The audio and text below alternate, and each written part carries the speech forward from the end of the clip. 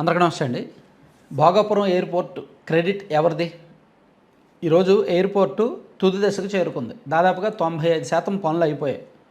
ఈరోజు trial run ఇంకో 6 నెలల్లో పూర్తి స్థాయిలో ఎయిర్పోర్టు కార్యకలాపాలు మొదలైపోతాయి. లక్షలాది మంది ప్రయాణికులు రాకపోకలు ఉంటాయి. సో మరి ఎయిర్పోర్ట్ ఎవరు క్రెడిట్, ఎవరు కట్టారు? ఇప్పుడు టీడీపీ కూటమి ప్రభుత్వం ఉంది కాబట్టి వీళ్ళు కట్టినట్ట, లేదా గతంలో జగన్మోహన్ రెడ్డి గారు 5 ఏళ్ల పాటు దానికి మ్యాక్సిమం వర్క్స్ ఎఫర్ట్స్ పెట్టారు కాబట్టి ఆయన కట్టినట్ట, లేదా అంతకుముందు టీడీపీ వాళ్ళు దీనికి అనుమతులు తీసుకొచ్చి మొత్తం చేశారు కాబట్టి వాళ్ళు కట్టినట్ట. సో మొత్తం అసలు 2015 నుంచి ఇప్పటి వరకు ఈ వృత్తాంతం అంతా మనం చెప్పుకోవాలి. ఈ క్రెడిట్ ఎవరిది అని చెప్పాలంటే ఫ్యాక్ట్స్ మాట్లాడాలి. ఇందులో జగన్మోహన్ రెడ్డి గారి పాత్ర ఉంది, చంద్రబాబు గారి పాత్ర ఉంది, వైసీపీ ప్రభుత్వం పాత్ర ఉంది, ఈ ప్రభుత్వం పాత్ర ఉంది. ఏ ఒక్కరి వలన ఇది అవ్వలేదు. అయితే ఏంటి, ఎవరి పాత్ర ఏమిటి అనేది ఇక్కడ మనం ఇంపార్టెంట్. మీకు 2015 ఏప్రిల్లో దీనికి సంబంధించిన కథ మొదలైంది. 2015 ఏప్రిల్లో ప్రభుత్వం భోగాపురంలో ఎయిర్పోర్ట్ కడతాము, 15,000 ఎకరాల భూమి అవసరము, 6,000 హెక్టార్ల భూమి అవసరము అని చెప్పి ఒక ప్రకటన చేసింది. దాంతో అక్కడ రైతులు, దగ్గరలో ఒక 16 గ్రామాలకు సంబంధించిన రైతులు, ఇదేంటిది 15,000 ఎకరాలతో ఇక్కడ ఎయిర్పోర్ట్ కట్టడం ఏంటి, సో మాకు అవసరం లేదు అని చాలామంది ఒక 3 నెలల పాటు రోడ్లు అక్కడ జాతీయ రహదారి మీద ధర్నాలు చేయడం, ఎక్కడికక్కడ తహసీల్దార్ ఆఫీసుల మీద, రెవెన్యూ ఆఫీసుల దగ్గర, కలెక్టరేట్ల దగ్గర ధర్నాలు చేసి, ఆందోళన చేసి, కోర్టులో పిటిషన్లు వేసి తీవ్రంగా ప్రతిఘటించారనమాట.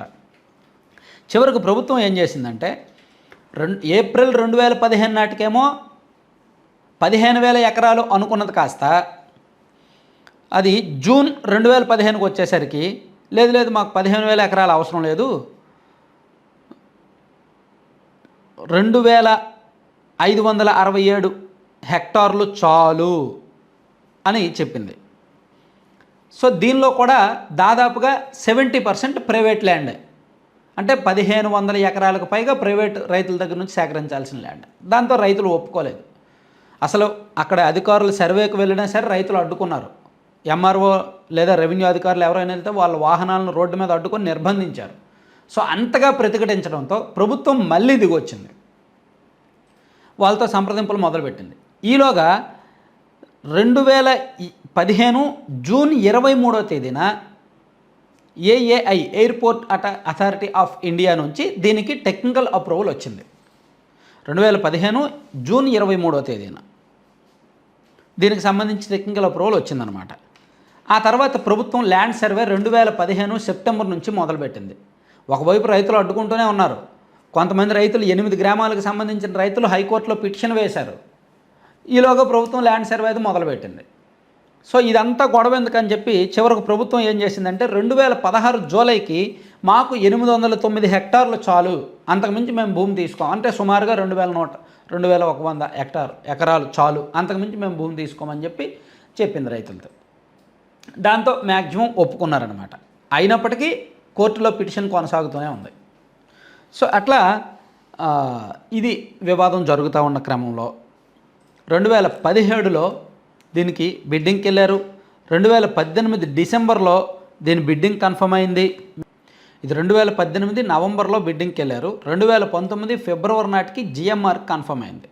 The proposed greenfield airport site lies on the border of Visakhapatnam and Vizianagaram district అని చెప్పి రాస్తూ GMR airports limited GAL, a subsidiary of GMR Infrastructure Limited, has emerged as the highest bidder for building, operating and managing a greenfield international airport at Bhogapuram అని గతంలో 2019కు ముందు TDP government అధికారంలో ఉన్నప్పుడే జిఎంఆర్కి bidding ప్రక్రియ కూడా కన్ఫర్మ్ అయింది. అంటే మీరు ఇక్కడ జాగ్రత్తగా అర్థం చేసుకోవాల్సింది, భూమిని గుర్తించడం, భూసేకరణకు సంబంధించిన ప్రక్రియ మొదలుపెట్టడం, ఏఏఐ అనుమతులు తెచ్చుకోవడం, బిడ్డింగ్కి వెళ్ళడం, అండ్ 2019 ఫిబ్రవరి 15వ తేదీన చంద్రబాబు గారు, అప్పటి సీఎం చంద్రబాబు గారు శంకుస్థాపన చేయడం, ఇవన్నీ కూడా 2019కు ముందే జరిగాయి.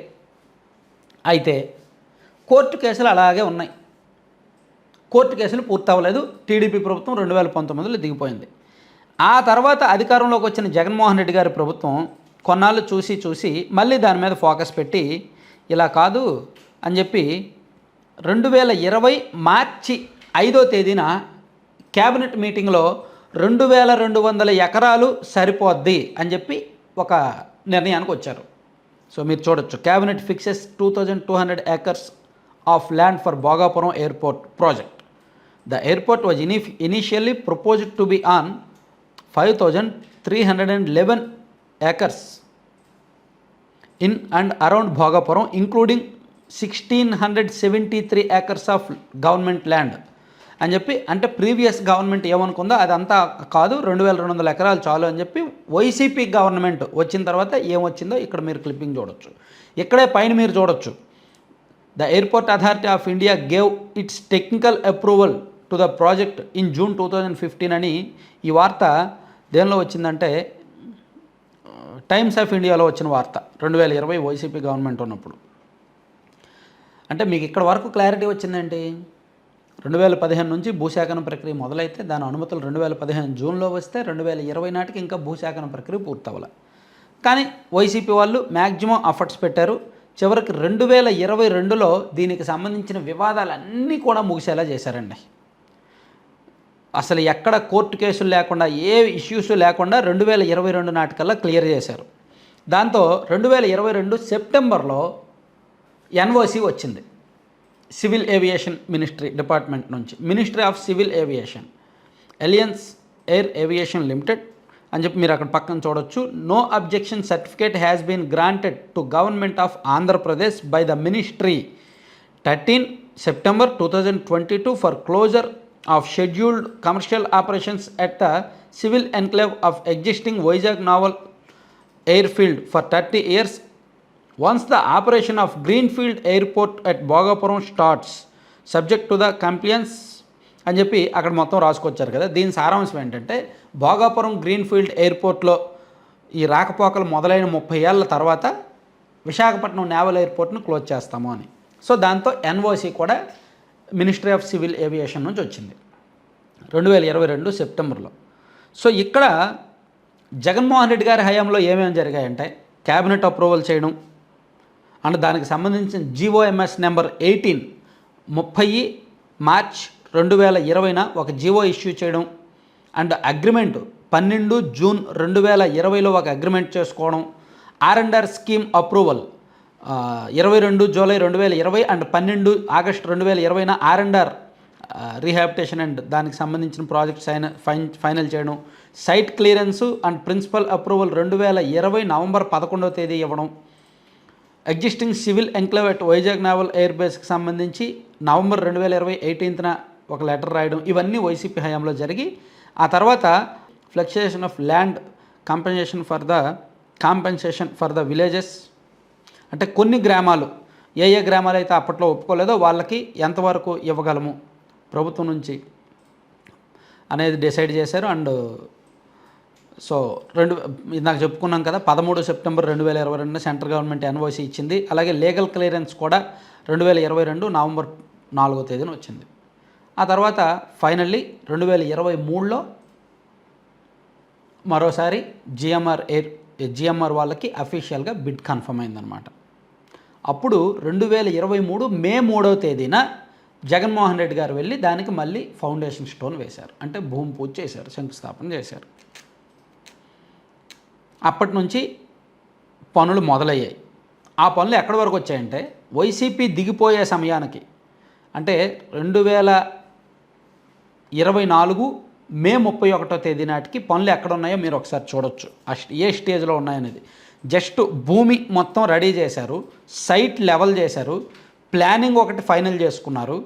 సో దీనికి సంబంధించి మొత్తం ఆ స్టేజ్లో ఉన్నాయన్నమాట. అంటే సుమారుగా ఒక 25% పనులు అయ్యాయి అనుకోవచ్చు. వైసీపీ దిగిపోయే సమయానికి సుమారుగా ఒక 25% పనులు అయ్యాయి.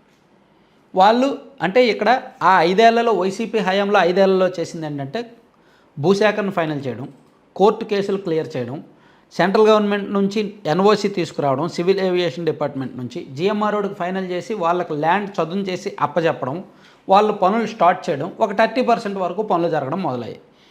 ఆ తర్వాత కూటమి ప్రభుత్వం అధికారంలోకి వచ్చిన తర్వాత దీన్ని గడిచిన ఏడాదిన్నరలో మ్యాక్సిమం ఎఫర్ట్స్ పెట్టారు. సివిల్ ఏవియేషన్ మినిస్టర్గా రామ్మోహన్ నాయుడు గారు ఉండడం, ఆయన ఆ ప్రాంతానికి చెందిన వ్యక్తి ఉండడంతో ఆయన నెలకు 1-2 సార్లు అవకాశం ఉన్న ప్రతిసారి ఎయిర్పోర్ట్ పనులను పరిశీలిస్తూ చకచక జరిపించారనమాట. సో దాంతో ప్రస్తుతం ఆ ఎయిర్పోర్టు ఇలా ఉంది. వైసీపీ దిగిపోయే సమయానికి ఇలా ఉన్న ఎయిర్పోర్టు ప్రస్తుతం ఇలా ఉందన్నమాట. అంటే 95% పనులు పూర్తయ్యాయి ఏడాదిన్నరలో. వైసీపీ దిగిపోయే సమయానికి 30% పనులే, కానీ ఈ ఏడాదిన్నరలో 95%కి తీసుకురాగలిగారు. అయితే ఇక్కడ గడిచిన 5 ఏళ్లలో వైసీపీ వాళ్ళు చేసిన దాన్ని మనం తక్కువ చేయలేం. ఎంత పెద్ద ప్రాజెక్ట్ అయినా సరే భూసేకరణ దగ్గరే ఆగిపోతాయి. చాలా వరకు భూసేకరణ సంవత్సరాలు పట్టేస్తుంది. అటువంటి క్లిష్టమైన ప్రక్రియను వైసీపీ హయాంలో పూర్తి చేశారు. లీగల్ కేసులు క్లియర్ చేశారు, ఎన్విరాన్మెంటల్ క్లియరెన్స్ తీసుకొచ్చారు, ఎన్ఓసి తీసుకొచ్చారు. అవన్నీ తీసుకురావడంలో వైసీపీ హయాంలో సక్సెస్ అయ్యారు. అయ్యి కన్స్ట్రక్షన్ మొదలుపెట్టారు. కాబట్టి నేను ఇక్కడ చెప్పేది ఏంటంటే, బ్యాక్ ఎండ్లో వైసీపీ కృషి ఉంది, జగన్మోహన్ రెడ్డి గారి కృషి ఉంది. ఫ్రంట్ ఎండ్లో దాన్ని చూపించడంలో, స్పీడ్గా కట్టడంలో ఇప్పటి కూటమి ప్రభుత్వం చలవ ఉంది. అసలు స్టార్టింగ్ దీనికి బీజం వేయడంలో అప్పటి చంద్రబాబు గారు, అప్పటి టీడీపీ ప్రభుత్వ చలవ కూడా ఉంది. కాబట్టి ఇది అంత ఆషామాషిగా ఏ ఒక్కరో అనుకుంటే అయిపోయేది కాదు, ఏ ఒక్కరి క్రెడిట్ కాదు. కాబట్టి క్రెడిట్ కోసం కొట్టుకోవద్దు. రాష్ట్రానికి మంచి జరిగింది, ఆ ప్రాంతానికి ఒక పెద్ద ఎయిర్పోర్ట్ వచ్చింది. దాన్ని ఇప్పుడు జగన్మోహన్ రెడ్డి గారు అధికారంలోకి వచ్చాక ప్రజావేదిక కూల్ చేసినట్టు లేదా అమరావతిని ఆపేసినట్టు దీన్ని ఆపేలా, దీన్ని ముందుకు తీసుకువెళ్ళారు. అందుకు ఆయన్ని అప్రిషియేట్ చేయాలి ఖచ్చితంగా. సో జగన్మోహన్ రెడ్డి గారు 30% కట్టారు, అనుమతులన్నీ తీసుకొచ్చారు, నేనెందుకు దీన్ని కొనసాగించాలి, నేనెందుకు ఇది కట్టాలని ఈ ప్రభుత్వం అనుకోవాలి. వీళ్ళు స్పీడ్గా పూర్తి చేశారు. కాబట్టి ఇద్దరికీ క్రెడిట్ ఇవ్వాలి. ఈ విషయంలో అనవసరమైన కంపు రాజకీయాలు వద్దు. Thank you.